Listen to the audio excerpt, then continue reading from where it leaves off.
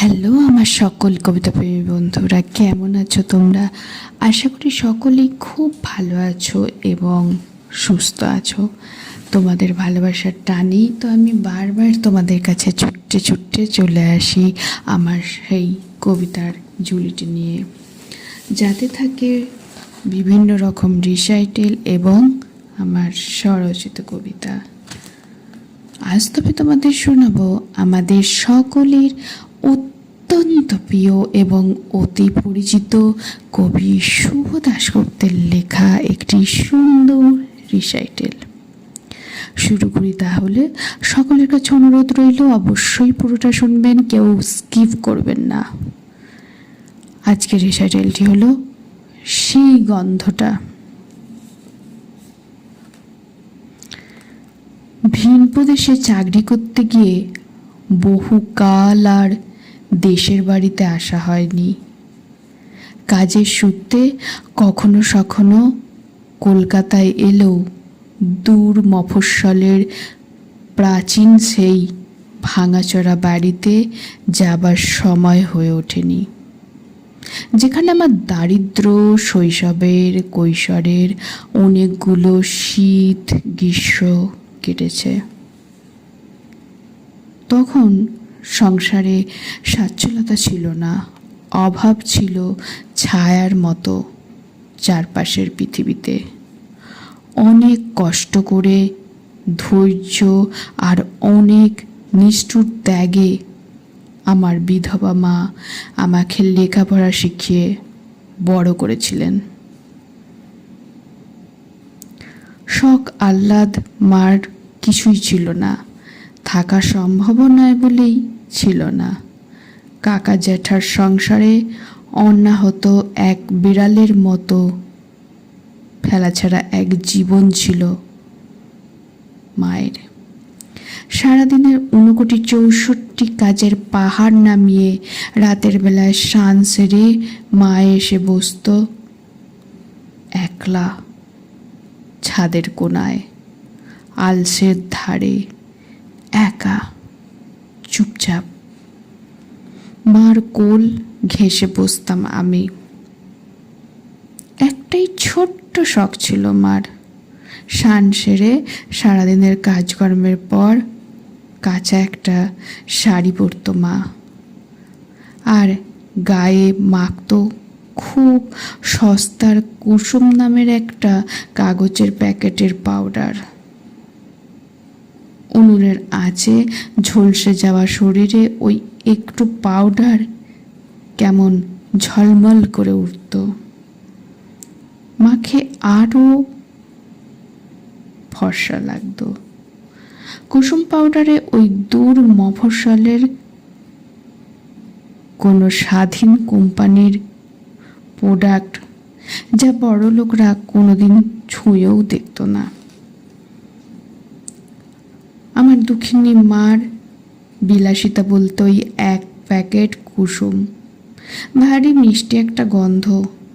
এখনো এত কাল পরেও গন্ধটা আমার মনে গেঁথে আছে। এবার পুজোর ছুটিতে বহুদিন পরে দেশের বাড়ি ফিরলাম। আগাছা ভরে গেছে চারপাশ।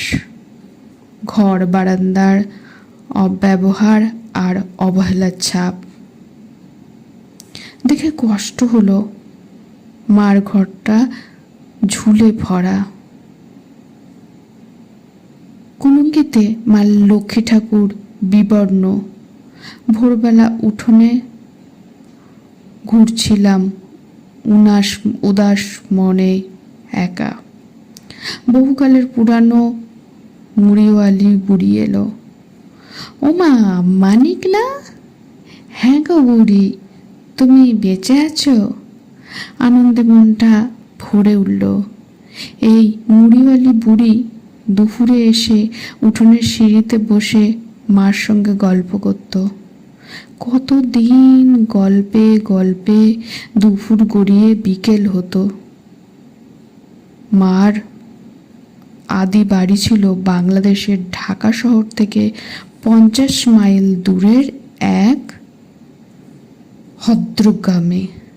সে গ্রামে মা বিয়ে হয়ে আসার পর কখনো আর যেতে পারেনি। বুড়িরও দেশ ছিল পূর্ব বাংলার। দুজনের গল্প তাই যেন শেষও হতো না। বুড়ি বলল, মানিক, তুমি কত বড় হয়েছ, কত টাকা পয়সা করেছ, শুনেছি ভিন দেশে থাকো, তা এতকাল দেশের কথা মনে হলো? বুড়িকে দেখে চোখে জল এসেছিল। সেটা সামলে নিয়ে বুড়ির কাছে যেতেই হঠাৎ বহুকালের পুরনো গন্ধটা ঝপ করে নাকে এসে লাগলো।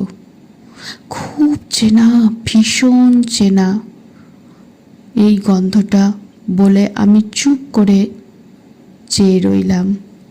বুড়ি বলল, পূব বাংলার লোক, খেতে পাই না পাই, সুবাস বড় ভালোবাসি। তোমার মা যতকাল ছিল প্যাকেট থেকে বের করে কাগজে মুড়ে আমার পাউডার দিত, কুসুম পাউডার। এখন আর কে দেবে? মাঝে মাঝে আমি কিনে আনি, চান টান করে একটু গায়ে মাখি, গন্ধটা আমাকে পাগল করে দিল। বুড়ি আর ঝুলি থেকে বার করে প্যাকেটটা দেখিয়ে একগাল হাসলো ফোকলা মুখে। ওই দেখো কুসুম। প্যাকেটটা হাতে নিতেই রাতের আধার, ছাদে বসা মায়ের কথা এক লহমায় মনে এলো। প্যাকেটটা হাতে নিয়ে আমি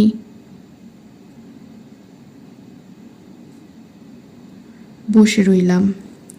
চোখে যে এত জল কেন এলো আমি বুঝতেই পারলাম না। কণ্ঠে শ্রাবন্তী সাহা। এই ছোট্ট সুন্দর রিসাইটেলটি যদি কোথাও একটু হলেও ভালো লেগে থাকে তাহলে অবশ্যই